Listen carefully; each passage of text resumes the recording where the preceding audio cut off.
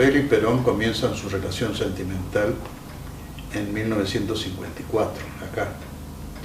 Isabel tendría en ese momento 21 años o 22. Perdón, ¿puedo repetir? ¿Empiezan en el 54? Esto nunca se ha dicho. No. Sí, es lo real. Se conocen, no sé cómo, esto no me lo ha contado nunca, pero comienzan su relación sentimental por allá por el 54. Quizá a principio del 55. En esa etapa queda por primera vez embarazada del general y lo pierde muy tempranamente, antes de los 3 meses creo. Después Perón tiene que exiliarse, ella se queda acá y hace las cosas ella como para encontrarse, entre comillas, casualmente con Perón en Panamá, porque ella era egresada del Conservatorio de Danza del Colón. Graciosamente, una de las compañeras de Conservatorio de Danza del Colón era Aide Padilla, la Chona. Y esto no me lo ha contado Isabel, me lo ha contado la Chona, en una reunión familiar, medio político, medio familiar, que tuvimos hace ya como 7 años, 10 años. Ella me reconoció como abogado de Isabel y yo a ella como Chona, por supuesto. Y se me sentó al lado y me dijo todo esto, ¿no? Que ella fue compañera yo sabía porque Isabel me había contado, pero no sabía que había sido compañera de Aide Padilla, ¿no? Me contó que hicieron en el conservatorio juntas y que Isabel se recibió y que después la perdió de vista hasta que apareció con Perón en Panamá. Lo real es que Isabel se engancha, digámoslo así, en una compañía de baile folclórico, en un grupo, que iba a hacer una gira por por Centroamérica, y lo hace intencionadamente para poder encontrarse con Perón. Galán lo ha contado de otra manera, y es cierto, lo que él dice no ha mentido, él ha dicho lo que él cree, pero él piensa de que cuando Isabel le pide visitar al general era por curiosidad para conocerlo, en realidad era para reencontrarse. Se reencuentran, ella no fue un flechazo a primera vista, ya se querían, ya habían tenido una relación sentimental, y entonces formalmente para Galán, Perón le ofrece ser su secretaria si ella quiere quedarse. De ahí en adelante la historia de Galán es absolutamente cierta, ¿no? Se queda en Panamá y bueno, es historia conocida. Luego se tienen que ir a España, Franco los confina en Sevilla, los interna, se dice en derecho internacional, cuando un refugiado político, el país anfitrión lo recibe pero no quiere tenerlo en la capital porque es demasiado expuesto políticamente, lo mandan a una provincia. A Perón lo mandaron a Sevilla, tuvo tiempo, no mucho tiempo, creo que no llegó a un año, volvieron a Madrid y ahí es donde Jorge Antonio, esto también es contado por Isabel y luego ratificado por Jorge Antonio le dona a Perón el terreno en Puerta de Hierro, que era un emprendimiento que recién comenzaba en un descampado en las afueras de Madrid. Y Jorge Antonio pone el dinero suficiente para la construcción de esa casa. Estando ya en la casa, tranquilos, digamos, conciben el segundo hijo, perdón, y desgraciadamente lo vuelve a perder. Evidentemente no retenía los embarazos, Isabel, algún tipo de falla orgánica quizá, anatómica, no lo desconozco. Pero me da la impresión, por lo que ella contaba, que no lo volvieron a intentar, por lo visto, porque parece ser que no tenían ninguna seguridad de que el chico naciera, ¿no? Pero esta es la realidad. O sea que este tema de que Perón y la impotencia de Perón y todo así, que se dice que Perón no podía tener hijos por un accidente que había tenido en una moto, y otros que habían dicho que era un accidente que había tenido haciendo ejercicio en el liceo, todo eso es una fábula. La palabra de Isabel fue eso, es una fábula. No. Perón tuvo esos 2 hijos. No tuvo hijos con Evita, ni embarazos, ¿no? Ni tampoco con Aurelia Pinzón, ¿no? Sí. Bueno, no sé por qué, si no lo quisieron, no podían. Evita, me imagino, era una vida matrimonial muy particular, ¿no? Evita se acostaba a las 2, 3, 4 de la mañana, casi cuando el general se levantaba. Sí. Bueno, esto es historia, ¿no? Lo han contado Fermín Chávez, Castiñeira de Dios, tantos otros. Pero seguramente me conta por muchas cosas, incluso por lo que me ha contado Isabel, el cariño por Perón, de Perón por Evita era medio padre, medio marido, ¿no? Se querían muchísimo, pero no tenían una vida matrimonial muy tranquila porque la acción política los tenía absorbidos los dos, y con distintos horarios, porque Evita como buen artista era noctámbula, y Perón como buen militar se levantaba a las 5 de la mañana. Como decía él, los militares nos levantamos temprano y llegamos a las 6 de la mañana al regimiento. No sabemos para qué, pero llegamos temprano. Dígame, doctor, ¿tiene alguna referencia de cómo fue esa primera vez que se conocen, Isabel con Perón? ¿Cómo fue? ¿Por qué fue? No. ¿Dónde? No. Estas cosas se imagina usted que mientras Isabel me las contaba yo escuchaba, pero no podía preguntar detalles. Claro. Surgió a raíz de que en ese momento alguien dijo o escribió que era estéril y contó la anécdota del caballo. Ella me dijo lo del caballo, que se cayó, que no sé qué del caballo. Y dijo, no, al margen de que se puede haber caído el caballo, y me contó. Yo he tenido 2 embarazos en general. Tremendo. Esta relación de que usted marca entre Evita y Perón, de alguna forma, o sea, esa mezcla de paternal con amor, porque también con Isabel Perón le llevaba un montón de años, ¿no? No me acuerdo, pero 40 años. Y me da la impresión, por lo que he escuchado de ella, y algunos gestos en general, cuando los vi juntos en algún momento, que con Isabel ese sentimiento paternal de Perón era más fuerte que con Evita. Con Evita era un poco de igual a igual, digamos, ¿no? Un poco. Al margen de que él admiraba a la Evita política, al margen de quererla, además de querer, él admiraba la Evita política. De modo tal que con Evita no creo que haya sido tan paternal, con Isabel sí es evidente. Y ella lo cuidaba como el marido o el papá, tramposo en la pequeña, fumar mucho, salían a caminar y él adrede se quedaba lejos con un amigo y ella con la amiga, y él para fumarse un pucho, y ella se daba cuenta, pero bueno, no podía tampoco incordiarlo tanto, pero lo cuidaba mucho en ese aspecto. Cuando, digamos, una de las... Usted me hace recordar, por ejemplo, el tema del dulce de leche, que algunos dicen que cuando era presidente por tercera vez, a veces cuando hay un enojo no le daban el dulce de leche a Perón, hay algunas anécdotas de ese tipo. Pero ya en esa última etapa ya aparece López Rega también, ¿no? Aparece sí, yo la conozco a la anécdota con el queso.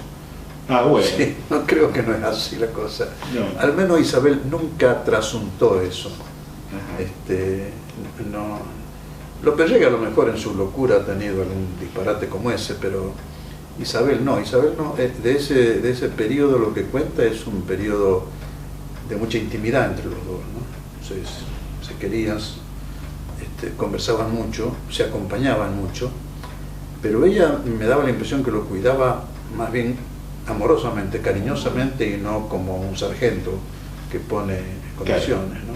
No me parece, por la forma de ser de ella, por la forma en que hablaba, pero francamente no conozco el asunto, ¿no? ¿Cómo, quería ver si nos podía contar detalles de la relación entre Isabel, Perón y López Rega, porque siempre se aduce de que la cercanía de Isabel a López Rega comienza en ese viaje famoso que hace a la Argentina cuando tiene que resolver el tema de Bandor, y que Alberti le presenta como guardaespaldas a López Rega, y que esa relación que tiene que ver con el espiritismo o esa afinidad, sí, a esa crea un vínculo. ¿Usted qué podría decirnos de esto? Ahí hay varios temas que unir, porque es un problema complejo, un asunto complejo.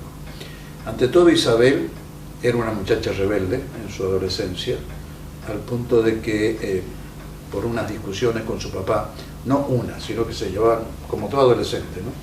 Pero se ve que ella era muy fuerte en esto, el papá parece que también.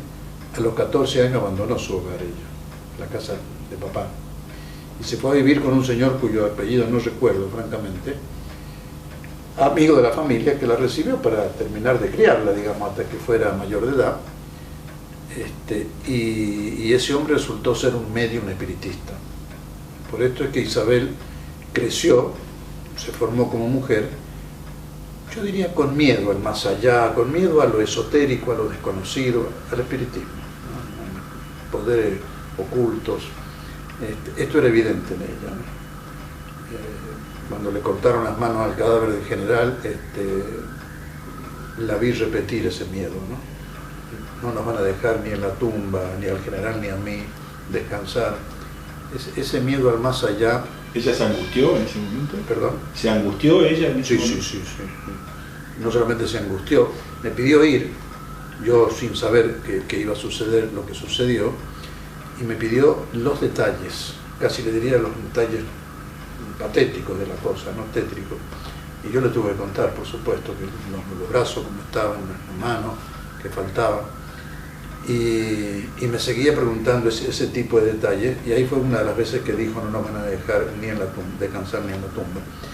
Después de eso habrá sido hasta, recuerdo que almorzamos juntos, 3, 4 de la tarde. A la noche me llamó el médico de ella al hotel y me dijo: ha tenido una crisis de hipertiroidismo, Isabel es hipertiroidea, y esto es lo que la ha llevado a una vejez, digamos, prematura. Hoy 83, 84 años no es para estar como está ella, pero el problema es su hipertiroidismo. Y esto le agravó muchísimo, se le agravó muchísimo, al punto que el médico me dijo: el causante voluntario ha sido usted, váyase de Madrid una semana, para que ella ni siquiera tenga la tentación de hablarlo, para que le cuente detalles, ¿no? Claro. Con eso le digo todo. Claro. De modo tal que ese tema para ella era muy sensible, seguramente por este pasado de ella con su papá adoptivo médium, ¿no? Y esto hizo también que le tuviera mucho miedo a López Rega. No es cierto que siguiera a López Rega, como se ha dicho por ahí, que lo dominaba, le tenía miedo, eso es cierto. El segundo tema es que López Rega efectivamente se ofrece, a través de alguna gente amiga y compañeros, a acompañarlos como secretario. Él dijo: estoy jubilado de la policía. Realmente no estaba jubilado, creo, sino ya había pedido el retiro. Y soy peronista y los quiero acompañar, yo no le voy a cobrar nada, déjenme vivir en la casa. Y Isabel se lo llevó. Esta es la palabra, se lo llevó. Y Perón lo aceptó. Con el tiempo Perón le dijo: este hombre es de la CIA, hay que tener cuidado. Esto me lo ha contado ella. Pero Perón era enemigo... ¿Quién se lo contó, perdón? Ella, sí, Isabel. Perón, cuando descubría un topo de cualquier servicio, no lo echaba, ni le decía en la cara que lo había descubierto. Según él, porque era preferible un topo conocido, sabiendo para quién trabajaba, para poder controlarlo, y no que le pusieran otro. Y esto, yo la verdad es que lo he experimentado, alguna vez me ha sucedido, ¿no? Descubrí un agente de la Marina en una organización que yo presidía después del golpe, después del 83, y cometí el error de expulsarla porque era una mujer. Y después me di cuenta que teníamos otro topo, pero no sabía quién era. Bien o mal, este era el método de Perón, de modo tal que López Rega era la CIA, que Perón lo sabía. El tercer tema es por qué Perón le pudo haber dado algún tema o algún trabajo más colateral y sacárselo del lado. Eso es real. No echarlo, no descubrirlo, pero bueno, en lugar de ministro de Bienestar Social, nombrarlo, no sé, director de algo por ahí. Ahí no sé. La dependencia de Isabel y de Perón hacia López Rega yo dividiría en dos. Esto de que Perón dependía de López Rega porque le retaseaba los alimentos, el queso, el dulce de leche, lo que fuere, no me parece creíble. Yo he estado en una entrevista personal con el general, lo he conocido en una entrevista personal, el 29 de noviembre del 72, 10 días después de venir, 12 días, y les cuento textualmente: llegamos, nos recibió él e Isabel en la puerta de Gaspar Campo, nos hizo pasar, nos sentamos en el living. Isabel dijo: ¿qué van a tomar? Bueno, todo el mundo en aquel entonces, el café con whisky al atardecer era una costumbre. Trajo café y whisky Isabel, lo puso sobre la mesita y se retiró Isabel, y Perón en persona nos puso azúcar a todos, nos puso el whisky, nos puso el hielo, era un campeón en eso. Y Isabel, muy por el foro, sirvió, saludó muy amablemente y se fue. Al rato, ya era el anochecer, un poco más que ahora, y Perón yo creo que lo hizo con toda intención, ¿no? Dijo: Lópezito, venga, está fresco, cierre la ventana. Como sí, como si fuera el mayordomo. Yo creo que lo hizo adrede, pero no, creo que no cumplía una función mayor que esa. El tema del enfermero. Hasta ahí no sé. Lo que me dijo Isabel es que esto de que tomó el cadáver y que le tiraba los pies es bien posible. Porque dice que él lo encontró un día con el cadáver de Evita. Acuérdese que le devuelven el cadáver estando en Madrid. Lo ponen en Puerta de Hierro, tiene planta baja y 2 pisos. En la planta baja está toda la parte de recepción, cocina, comedor, el escritorio del general. En el primer piso estaban los dormitorios y hay un segundo piso donde había un dormitorio auxiliar. Ahí estuvo Evita, en el segundo piso. Y según Isabel alguna vez lo pescó haciendo esas cosas raras con el cadáver. Porque según la teoría de él tenía que recibir los poderes de estos 2 seres excepcionales. Pero nunca Perrega. Nunca participaba Isabel de eso. No, pero le tenía miedo. Esto es real. Le tenía miedo y lo demás lo hizo López Rega, que era un irresponsable audaz. Le puedo dar fe de esto. Un irresponsable audaz sin límites.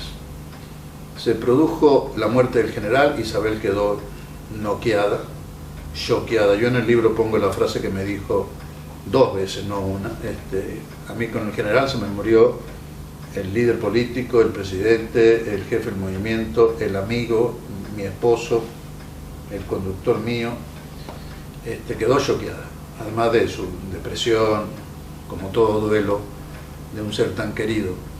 En ese tiempo no me cabe la menor duda que el más audaz copó la banca. En un gabinete de gente muy buena, muy leal, pero no acostumbrada a tomar decisiones por sí misma. Acuérdense que el movimiento con Perón nadie tomaba decisiones por sí mismo. No por miedo a nada, sino porque la conducción de Perón era omnipresente en el movimiento. No se ha vuelto a dar, por supuesto, ni se dará. Y no me extrañaría, o no me extraña, que el resto del gabinete se haya quedado al helado, quieto, por donde viene la mano, y audaz empezó a tomar medidas y nada más, eso es todo. Cuando Isabel se recupera, yo también lo cuento en el libro esto, cuando Isabel se comienza a recuperar allá por mayo, junio del 75, ya un año casi, quien comienza a cubrirla, esto es muy poco conocido, y yo por eso le he dado casi un capítulo en mi libro, quien comienza a cubrirla porque la quería como una hermana era el coronel Sosa Molina, el jefe de granaderos a caballo, Jorge Sosa Molina, que ha dejado escrito cosas muy importantes históricamente. Yo las publico todas en el libro, porque su hijo, que también es coronel de caballería y se llama Jorge Sosa Molina, ya se había muerto el padre cuando yo escribí este capítulo, lo escribí en 2003, 2004 por ahí, un poco más. Lo entrevisté y me dijo, le voy a dar todo lo a mi padre porque nadie lo ha publicado y esto es importante que se sepa. Y me lo dio. Me hizo un descrito él, explicando los baches que quedaban en los papeles del papá. Y esto lo cuenta Sosa Molina.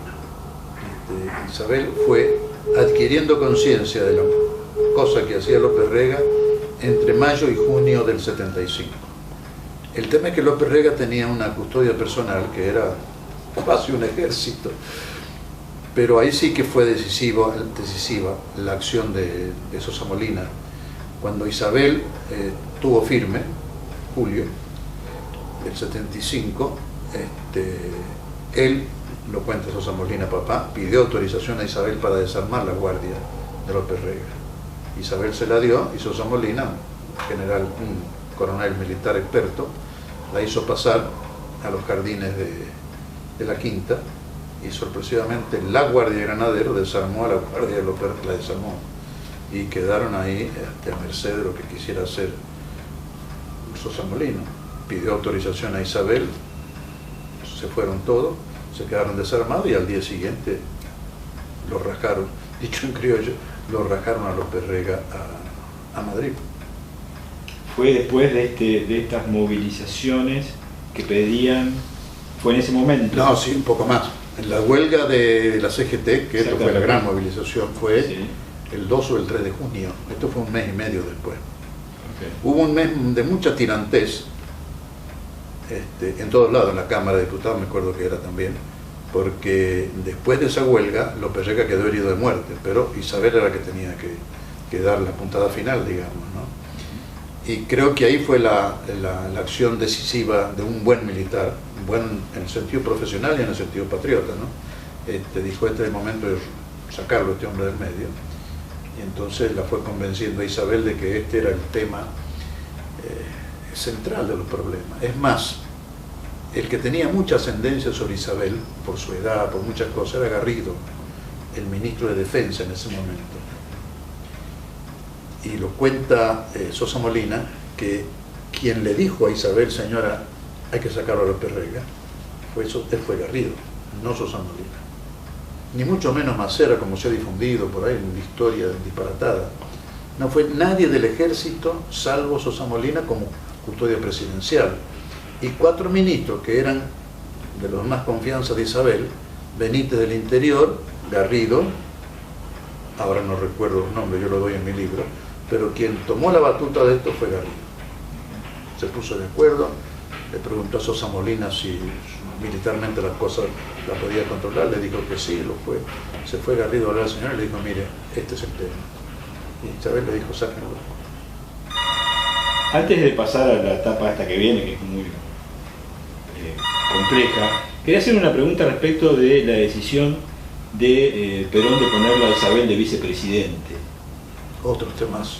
Otro temazo. Isabel quería ser vicepresidente, fue una decisión de Perón solamente, porque hay manifiestos ahí con Abal Medina que le dice poner a Isabel de vicepresidente es como ir sin nadie en la vicepresidencia, tuvo esa frase que recoge Abal Medina, otros dicen otra cosa. ¿Usted qué sabe? ¿Quién dijo eso de Abal Medina? ¿Frase de él, originaria de él, o él la repite? No, él lo pone como que Perón se lo dijo a él. No sé, no me parece, no sé. Por eso, ¿cuál es su...? Ese es otro tema complejo, porque no hay político en el mundo que personal, siempre se mezcla. El malo de los políticos hará todo mucho por egoísmo y poco por patrimonio, pero siempre hay una veta de amor propio, de vanidad, hombre, de atracción del poder. Si no, no seríamos políticos. Si no nos atrajera el poder, no seríamos políticos, seríamos intelectuales, no sé qué cosa, pero... y en segundo lugar, creo que Isabel debe haber tenido más de uno que, como se dice comúnmente, le calentara la oreja de que ella tenía que ser la vicepresidenta. En segundo lugar, me consta personalmente, hasta por una ratificación final de Sosa Molina papá, que Perón quería a Balbín de vicepresidente. Por eso me consta. El tema es que en la interna de... Y Balbín lo quería.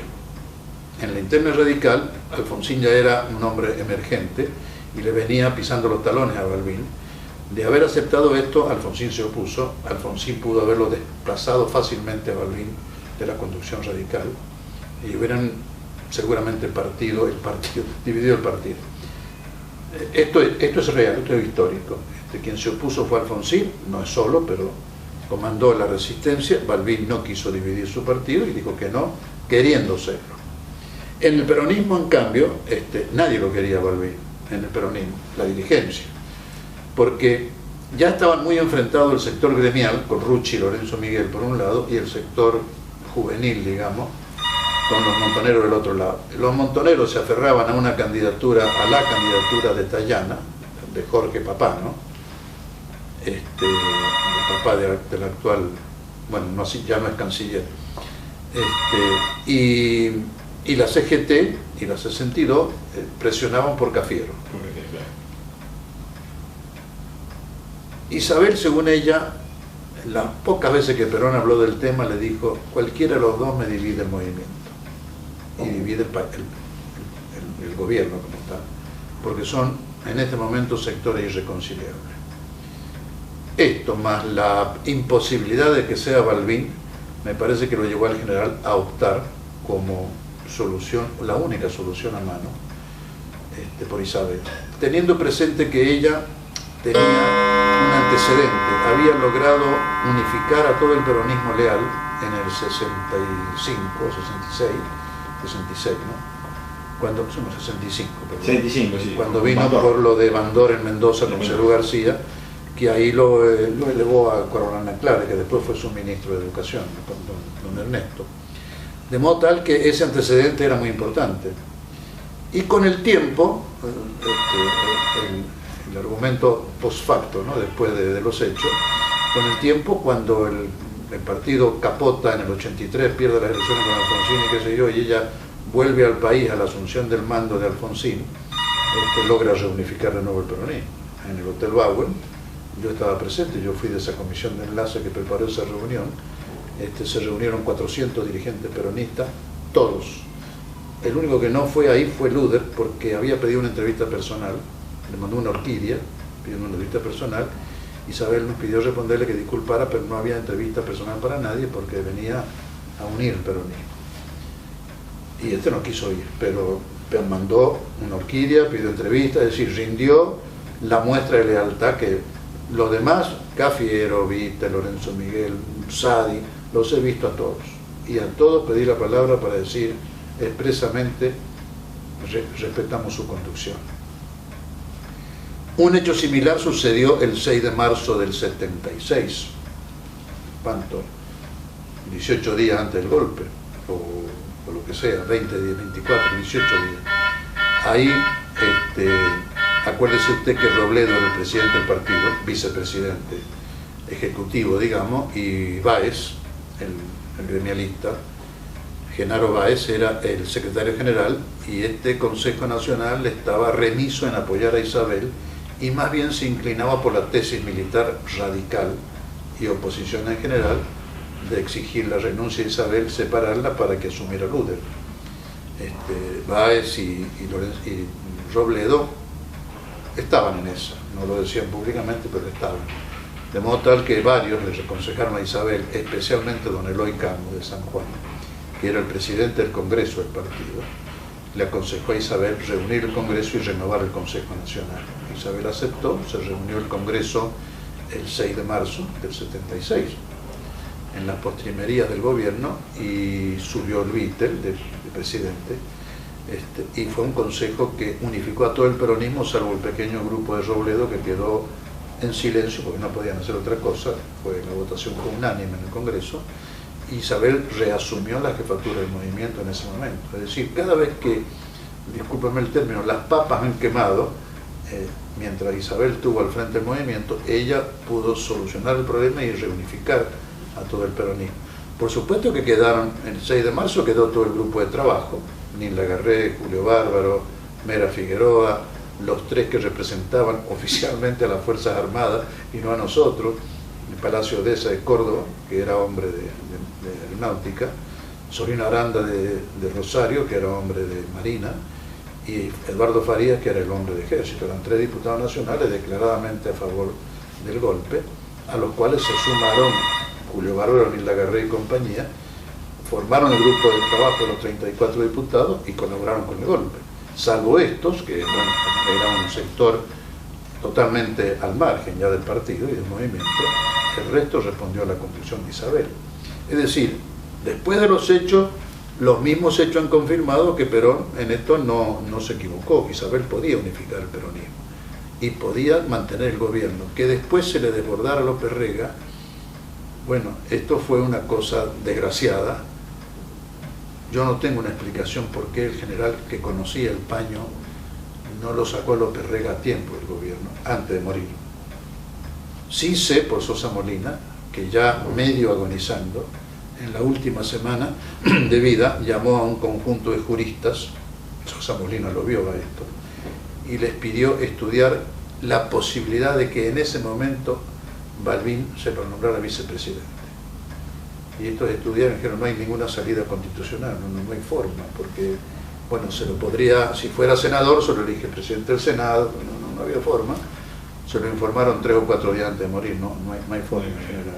¿Qué sabe esta idea de poner al andajo, de desplazar a López Rega, que lo cuenta Galazo, que él ya había tomado la decisión de sacarlo a López Rega, que lo convoca al andajo, que justo había ido en un viaje a Japón, y a su regreso iba a echarlo a López Rega para poner al andajo, y bueno, se murió en ese momento. ¿Sabe algo de ese episodio? Puede ser, convendría mi tesis, porque es un punto inexplicable para mí, por qué Perón le dejó este regalo, este presente griego.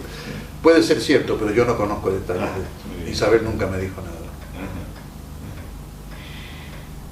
Dígame, la pregunta que le hago es, ¿cuándo empezó, digamos, el golpe real? Este viaje que se dice que hace las mujeres de los dictadores con Isabel, que van, creo que de vacaciones. A Cochinga. Cochinga. ¿Tiene que ver con eso? ¿Usted sabe algo? ¿Qué podría decir? No, eso fue un episodio que trató de atemperar las cosas. Como dijo La Nación en una editorial, que me parece que la escribió Grondona, en aquel momento era editorialista político, ¿no? El doctor Mariano Grondona. Lo dijo poco después de asumir nosotros el gobierno. Las Fuerzas Armadas, como un león herido, vuelven a su cueva a restañar sus heridas. Y yo creo que volvieron a la espera de que muriera Perón, estimo. La enfermedad grave de Perón, su corta vida, era totalmente sabido por la CIA, totalmente. Y los altos mandos del ejército, bueno, salvo algunas excepciones, por supuesto, respondían a la CIA. Es decir, respondían a las directivas de la guerra revolucionaria y contrarrevolucionaria, que fue la estrategia internacional de Estados Unidos a partir del año 50, con Eisenhower, antes de Kennedy, siendo jefe de la CIA Alan Foster Dulles y el secretario de Estado John Ford, los dos hermanos Foster Dulles, se propaló, se instauró esta doctrina de la guerra. Es decir, la guerra revolucionaria era el comunismo y la contrarrevolucionaria lo que tenía que hacer todo el mundo porque les convenía a Estados Unidos, punto. En Latinoamérica también. La Escuela de las Américas, militar de las Américas, que tenía el Comando Sur norteamericano en la franja del Canal de Panamá, que dominaba a Estados Unidos, propagó esto a mucha oficialidad argentina. Yo en mi libro doy una cifra espeluznante, más de 1000 oficiales nuestros habían pasado por esa escuela al momento del golpe militar. De modo tal que todo esto seguramente se venía preparando, no en los militares que dieron el golpe, no supongo que no, pero en los que están más arriba de ellos, que suelen decidir los golpes, sí. El tema es que no había clima para el golpe, porque el comando en jefe del ejército era en ese momento Núñez Laplane, había sido Anaya,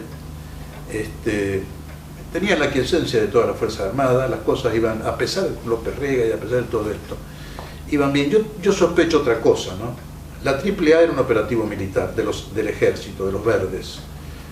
López Rega, en su irresponsabilidad y en su vanidad, les daba era el perejil que les daba la cobertura política y se ufanaba de tener los fierros, como decían ellos, en la mano.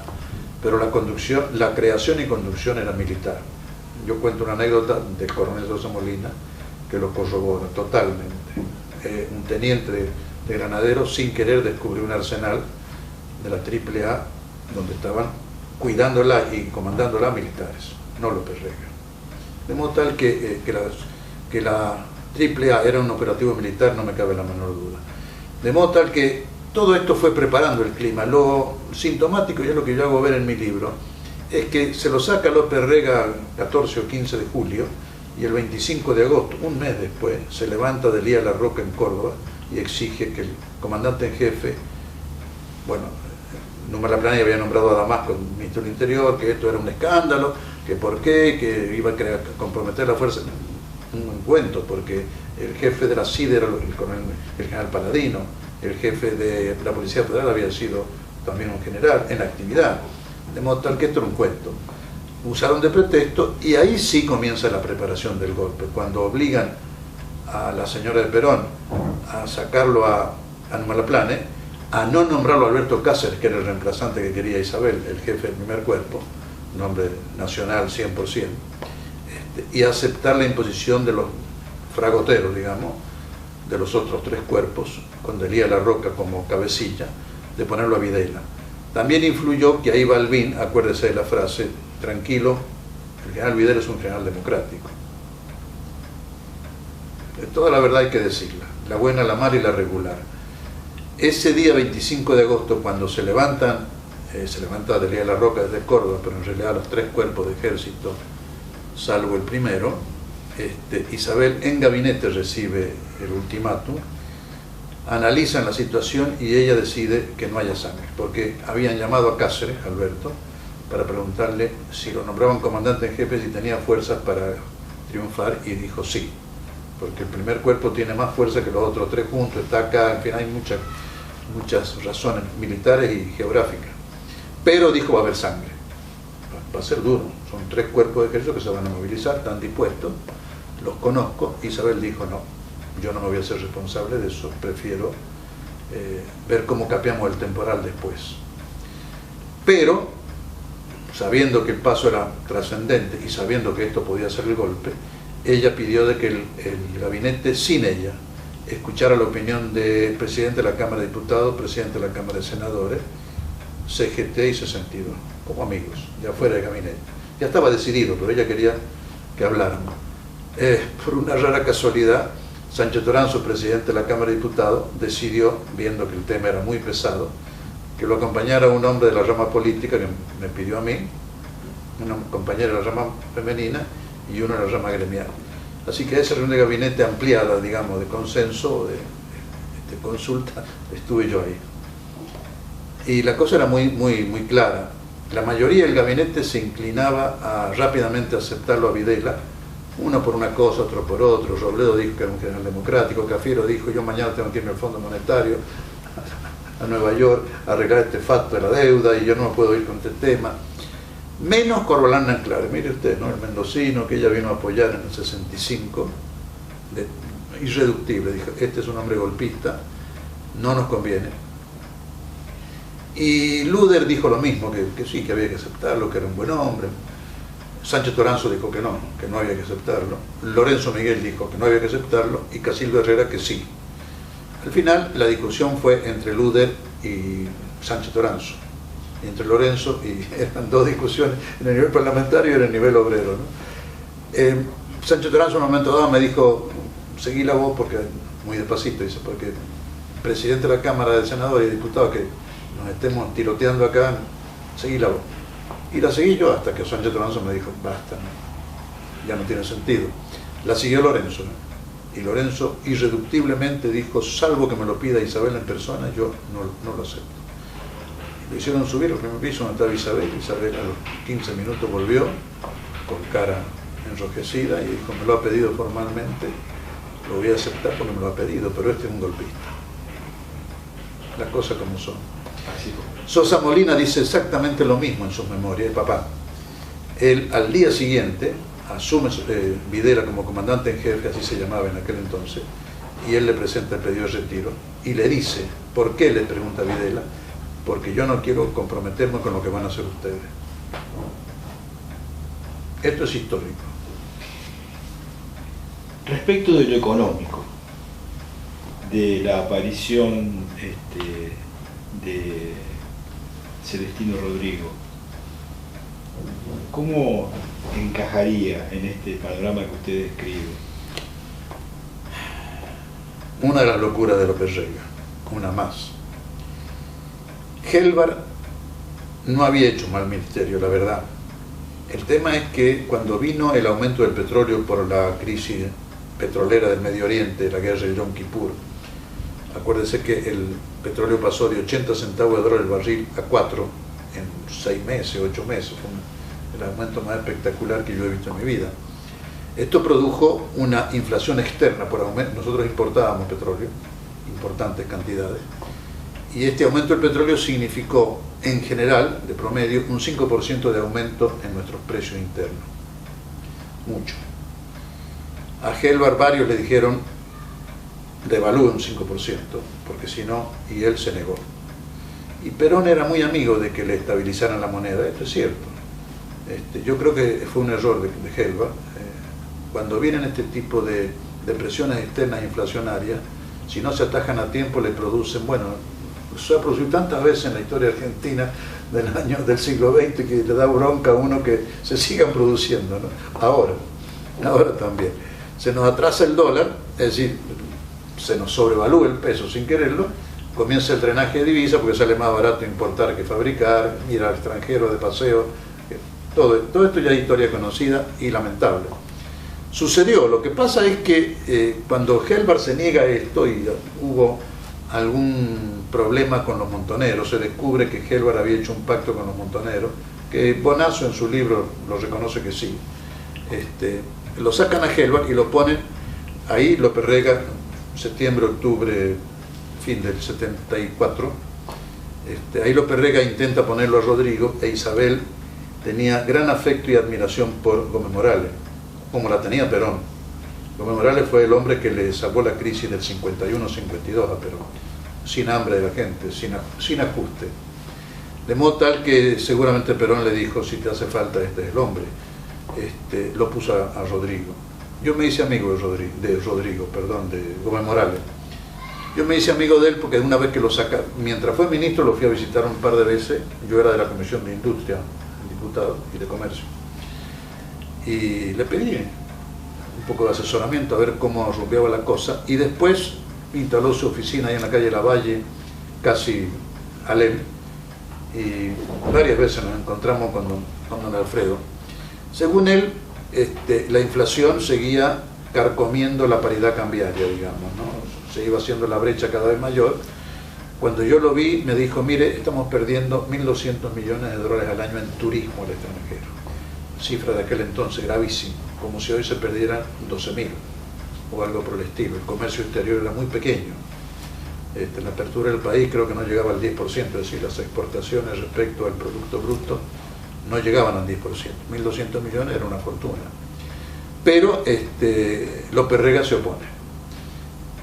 Yo no digo que López Rega lo hacía adrede para que explotara la situación, pero me parece que pudo ser, ¿no? Hasta que al final don Alfredo renunció, no se lo quiso aceptar Isabel, pero él le dijo, lo hago por el bien del país, porque mientras yo esté, este hombre López Rega no me va a aceptar el plan, y esto cada vez se pone más grave. Él renunció a favor suyo, señores, créanme. Bueno, entró Rodrigo con una inflación, o sea, con un retraso cambiario muy grande, y Rodrigo no sabía economía, le aclaro, era un ingeniero. Dicen que era Rosa Cruz, dicen que por ahí podía venir la parte esotérica de López Rega, puede ser.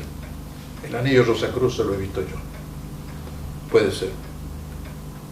Rodrigo no sabía economía y llevó un asesor muy sospechosamente liberal, Ricardo Sin, con Z.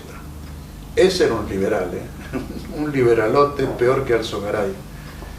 Y lo llevó de segundo, de jefe de gabinete, o de su jefe de gabinete de asesores, a un muchacho muy joven que venía hacía pocos meses de una beca, un posgrado en Berkeley o en Stanford, una de las dos californianas, que era el señor Zapata, Nicolás Domingo Zapata. Domingo Nicolás Zapata. Otro liberal. Con los años, Zapata fundó el SEMA, uno de los fundadores del SEMA, el Centro de Estudios Macroeconómicos de la Argentina, el vivero de los liberales. De ahí surgieron todos los equipos de Caballos, de Menem, un desastre. Bueno, estos dos fueron los que hicieron el plan. El día que yo fui a pedir que me explicaran el plan, Rodrigo tuvo 2 minutos y el que me explicó el plan fue sí, y el gringo Zapata. Esto es histórico. Tenían la teoría de que no se podía hacer de otra manera que con un shock.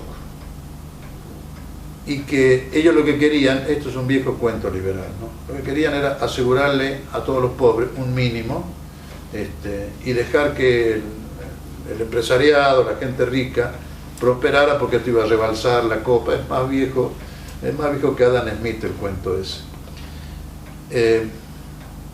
¿Cómo se hizo esto? Yo creo que Isabel no tuvo idea de esto, honestamente.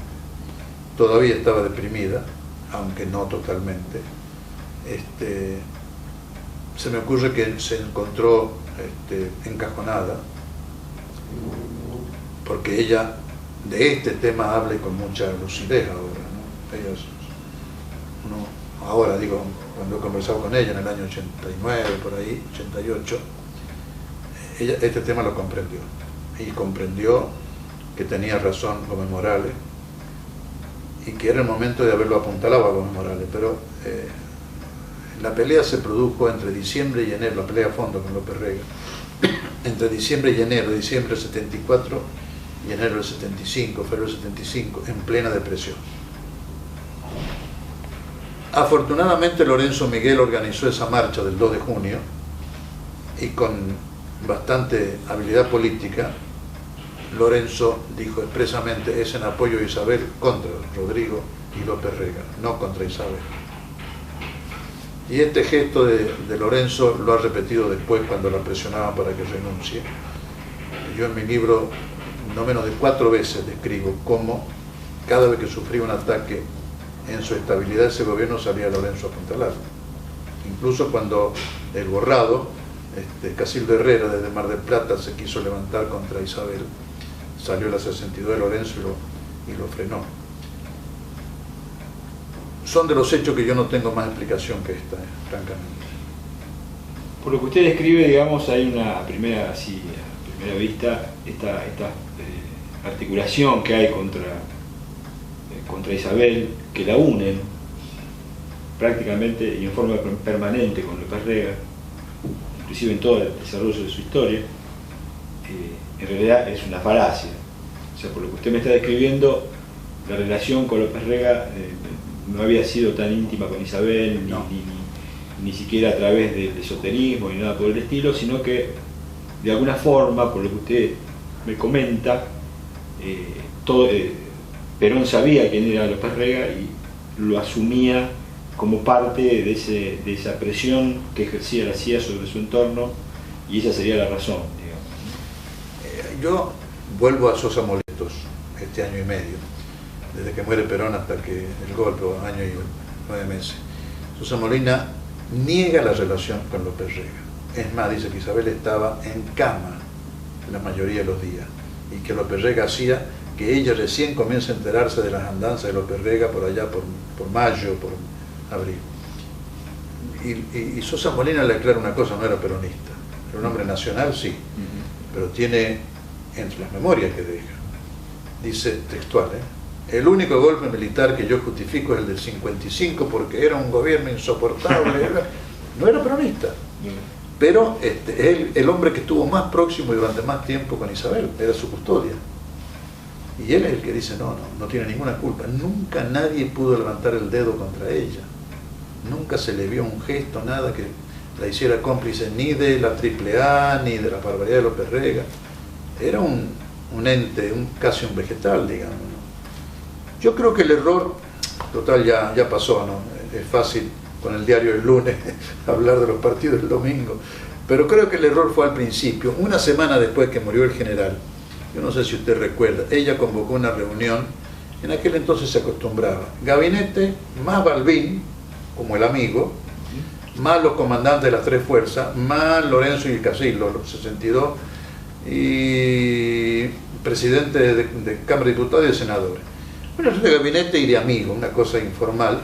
Y ella dijo: yo estoy muy dolida, muy disminuida por la muerte del general, y yo les pido que me acepten la renuncia. O sea, ellos no iban a aceptar la renuncia, la acepta la Asamblea Legislativa, pero digo: yo quiero presentar la renuncia.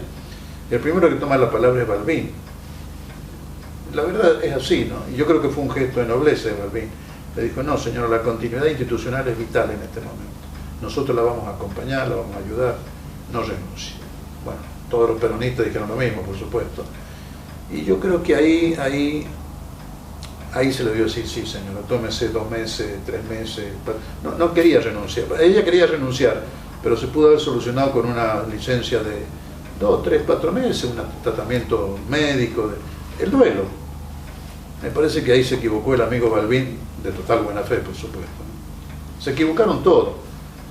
Ella se dio cuenta que la sobrepasaba y ellos no se dieron cuenta de esto. Después pueden haber habido 200 errores de ella también, porque nunca estos episodios tan graves de un país suceden por una sola causa, ¿no? ni por culpa de una sola persona. Pero yo insisto en lo que he dicho en mi libro. Isabel puede haber cometido errores y los ha cometido, como todo ser humano. No tenía la muñeca política de Perón, desde ya. Pero en lo fundamental no se equivocó nunca. Cuando ella pudo actuar, julio en adelante del 75, resistió los embates de todas las Fuerzas Armadas, de toda la oposición, de los 34 que, yo no digo traicionaron porque es una palabra muy fuerte, pero bueno, fueron desleales, se separaron y se plegaron a la tesis militar de que renunciara para que las Fuerzas Armadas pusieran un títere como Bordaberry. Estaba en boga lo de Bordaberry en Uruguay. Hasta se hablaba de bordaberrizar a Isabel. Yo cuento una anécdota. Yo participé en una reunión donde propusieron desde el gobierno a algún fulano, concretamente al día siguiente, bordaberrizarla. Yo me opuse. De modo tal que no hay una culpa hay una culpa de toda la dirigencia que no supo ver la situación, eso sí. Después vinieron las mezquindades, pero ya eso es...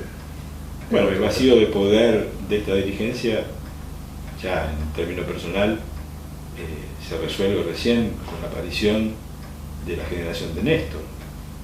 Nadie puede hacer culpable Mire los años, a Isabel. Siempre me dicen este tema, yo digo, mirá, si realmente, con respecto a Perón, ¿por qué Perón dejó a Isabel?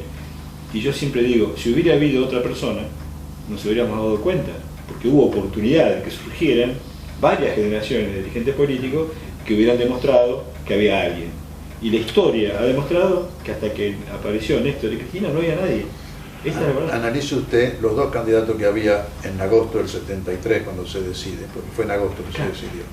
Dayana, yo lo quiero como un hermano mayor, porque era el médico nuestro en el barco, él no, porque el médico era marino, no venía nunca, y además era un tipo muy bueno, de buen corazón, pero no, ninguna condición política.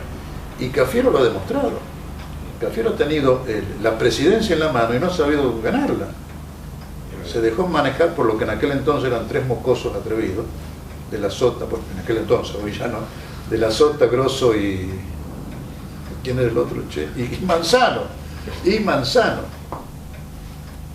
Entonces, le hago una pregunta más, volviendo a este tema. ¿Qué recuerda de la actitud después de la muerte de Rucci, o cómo lo manifiesta Isabel, su relación con los montoneros, ¿no? Porque ahí Perón tenía un manejo sobre ese episodio muy interesante, que lo demuestra históricamente. O sea, Perón estaba tratando de aislar a la cúpula y quebrarlos e incorporar a los cuadros que estaban por debajo, y en parte lo logró.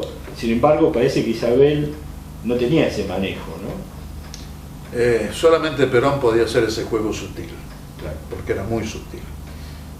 Yo no digo que Isabel tenía razón en su posición drástica, cada uno lo hizo dependiendo de su pasado y de sus calidades, de sus condiciones, de su seguridad personal. Perón, como todo gran hombre, yo creo que lo ha sufrido De Gaulle, todos estos fulanos que han conducido los pueblos realmente, que han producido cambios revolucionarios, terminan por tener una fe en sí mismos mayor de la que deberían tener. Perón, cuando se le dijo, mire general, los montoneros le van a crear problemas en esto y en esto y esto, con una buena conducción, hijo, él estaba convencido que los podía incorporar. Lo que usted dice, yo planteo en mi libro cuatro tentativas de Perón de hacerlo, a pesar de todo. La primera es en abril del 73, cuando Galimberti dijo hay que dar armas y crear la milicia popular armada, provocación típicamente de la CIA. Después, cuando se entrevista a Firmenich y Quieto, ya unido, con Montonero, y le preguntan a los periodistas a Firmenich, recordará usted, en octubre, qué pasó en la reunión, qué sé yo, y dijo, no llegamos a ningún acuerdo porque el poder no surge de las urnas sino de la boca del fusil. En esa reunión fue cuando le volvió a ofrecer Ministerio de Bienestar Social, la cuarta parte en el partido, La Fundación Eva Perón. En la fundación, todo lo que fuera el Ministerio de Bienestar Social, usted se lo ofreció, porque eso hay una duda con el Ministerio. En la primera vez sí. Ajá. En abril. Y esto se lo reconoce Bonazo en su libro, a pesar de la peronofobia que demuestra Bonazo en ese libro. Peronismo. Perdón, ¿estamos bien? Sí. ¿Tenemos memoria todo? Sí, perfecto. Lo reconoce Bonazo, que Perón les ofrece, y lo reconoce Bonazo, que fueron infantiles a rechazarlo, ¿no? Y después de matarlo a Rucci viene la reunión de octubre que le digo, y después de echarlo de la Plaza de Mayo, el 1 de mayo del 74, 2 meses después muere. En ese interregno, sí. Repítame, así por las dudas, sí. La segunda o tercera vez fue en octubre. Después que se lo matan a Rucci, él intenta reconciliación, donde Firmenich dice esta tontera, tremenda trágica situación de que las urnas, qué sé yo. Pero después del 1 de mayo, de echarlo de la Plaza de Mayo por insultar a su esposa, etc., le encarga a Brunello, que era vicepresidente del partido e interventor en Córdoba, que inicie conversaciones de nuevo para atraer a los muchachos. Y Brunello se lo encarga a Carlos Funes, el Chango Funes, el santafesino que lo ayudó a Brunello en la intervención en Córdoba como secretario privado. Esto lo ha escrito Chango en un libro y me lo ha contado personalmente, yo tengo grabaciones de él. Perón lo llama a Brunello y dice, inicie conversaciones. Perón se la encarga al Chango, el Chango toma contacto con Gullo, Juan Carlos Canca Gullo, y que era de los que querían una reconciliación con Perón, Firmenich y compañía, ¿no? Y Quieto menos, los logra convencer, por lo menos que lo dejen parlamentar, y se va con 3 compañeros más del Montonero, y llegan a un acuerdo, y el acuerdo era, se lo entregan a Perón por allá, a Brunello, perdón, y Brunello a Perón por el 15-20 de junio, 10 días antes de morir. Y el sistema que habían encontrado para que nadie agachara la cabeza, digamos, públicamente, es que Montonero, reconociendo la conducción de Perón, le iban a pedir autorización para ir en representación de la juventud peronista a un congreso de juventud latinoamericana que se hacía en Cuba, en La Habana. Eso significaba que reconocían la conducción de Perón y que Perón los reconocía como juventud, es decir, era un arreglo diplomático, si se quiere, político. Esto Perón no lo llega ni a leer, porque se va a Paraguay, de Paraguay ven enfermo, pero esto es real, esto es real. Sin embargo, Isabel... No, Isabel era más drástica y siempre lo hacía. Son irrecuperables. Ella no dice la juventud, la conducción, digamos, porque lo que quería el general, es cierto, apartar la conducción, pero era la conducción la que le ofrecía el acuerdo. Isabel no estaba de acuerdo en eso, porque pensaba... Bueno, acuerdo que Perón nunca asumió. Nunca llegó a correr. No, claro que no. Claro que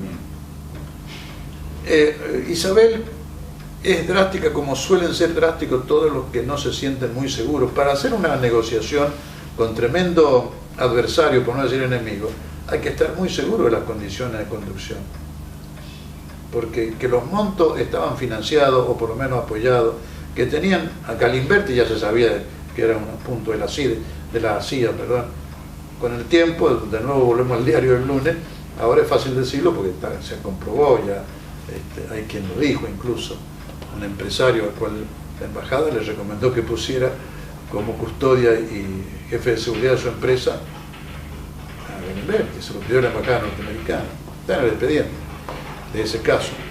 Hoy es fácil, pero en aquel entonces, Perón yo creo que lo sabía, aun cuando el resto, y Perón se tenía tanta fe que dijo, a pesar de que tienen metido a gente la CIA, a pesar de Galimberti, a pesar de todo el otro, él se sentía capaz de atraerlos. Ojo, es un acto también de humildad, ¿no? Hay que estar en la Plaza de Mayo, en el balcón, que le insulten a su esposa y después decirle, muchachos, vengan, vamos a charlar. Isabel no se tiene esa confianza y eso mismo la llevaba como humano, ¿no? A ser más drástica, ¿no? No se puede parlamentar. Bueno, yo creo que le he preguntado todo lo que tenía en mente. ¿Usted quiere agregar algo respecto de su libro, de esto que puede anunciar? No. Yo sé que el libro aparece retrasado. Este es un libro que yo escribí hace 8 o 9 años. Después lo reviví un poco en el 2007, sí, hace 8 años. Acuérdense que en el 2007, en enero, un juez llamado Agüero, de San Rafael, quiso comprometer a Isabel como responsable de las muertes de la AAA. Y Ollarvide, unos meses después, hizo lo mismo por pedido de Eduardo Luis Duhalde, que era secretario de Derechos Humanos. En ese momento yo escribí el libro para demostrar que esto era una falacia y una injusticia, pero como la justicia española rechazó el exhorto de extradición, me pareció que perdía interés. El año pasado, cuando se hizo la asamblea, el congreso de reivindicación de Isabel, que me llamaron a mí a presidirla,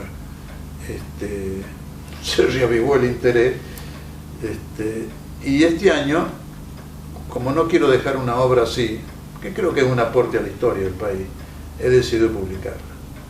Es un libro, si se lee bien uno se da cuenta que es viejo, porque está corregida la fecha, qué sé yo, pero hay temas que hoy no son de actualidad, como Yarvide con aquella acusación. De cualquier manera me parece que es un libro que va a hacer falta. Es un libro estrictamente histórico, es decir, historiográfico si usted quiere. Está fundamentado, hay documentación, recorte de diarios. Es un libro combativo, no es un libro frío de historia, es un libro de historia de un militante, de una apasionable historia, pero también una apasionable la política. Pero es un libro objetivo, es decir, objetivo en cuanto a lo que se afirma.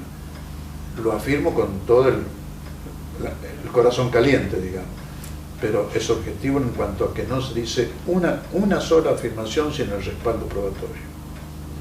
Un poco de efecto o de formación profesional de los abogados, ¿no? Así he escrito el libro Amia también, ni más ni menos. No, más que agregar, no. Agregar solo mi agradecimiento. No, agradecido a nosotros por todo lo que nos ha brindado.